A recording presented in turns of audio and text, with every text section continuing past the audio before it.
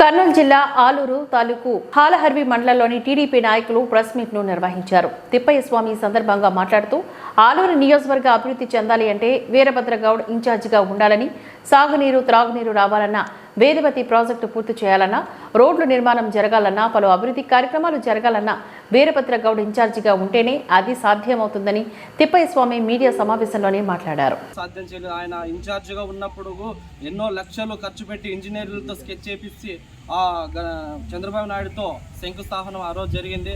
అంతేకాకుండా ఆయన దురదృష్టం 2019లో ఆయనకు టికెట్ రాలేదు, ఆయనకు మన ప్రభుత్వం కూడా రాలేదు. 2024లో ఆయనకు టికెట్ వచ్చింది. అంతేకాకుండా టికెట్ వచ్చిన రోజే మన వేదావతి సస్యశ్యామలం కావాలనే వేదావతి ప్రాజెక్టు పూజ చేయడం జరిగింది.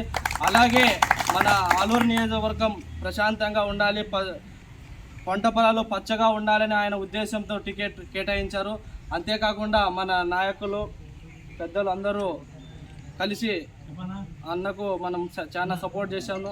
అంతేకాకుండా కొద్దిగా ఓటుతో అన్న ఓడిపోవడం జరిగింది. ఓడిపోకండి, జనాల్లో గుండెల్లో ఉన్నాడు మన వీరభద్రగౌడ్ అని ఖచ్చితంగా నేను సవాల్ విసురుతున్నాను. అంతేకాకుండా మనం ప్రతి ఒక్క అడుగు వేసే వీరభద్రగౌడ్ అన్న ఇన్ఛార్జిగా ఉంటాడు. మీరేమి దిగులు చెందకండి, ఆయనకు ఎలాంటి మీరు బెంగ తీసుకోండి. ఇన్ఛార్జ్ ఎవరు అని అడుగుతున్నారు, మీరు తప్పులు ప్రచారం చేయదండి. కొంతమంది ఆయనకు ఏమో బురదల చల్లుతున్నారు, కానీ తప్పుడు ప్రచారాలు చేయకండి. అభివృద్ధి చేయాలన్న వీరభద్రగౌడే, ఆలూరును సస్యశ్యామలన్న వీరభద్రగౌడ్ అని సభాముఖంగా నేను తెలియజేస్తున్నాను.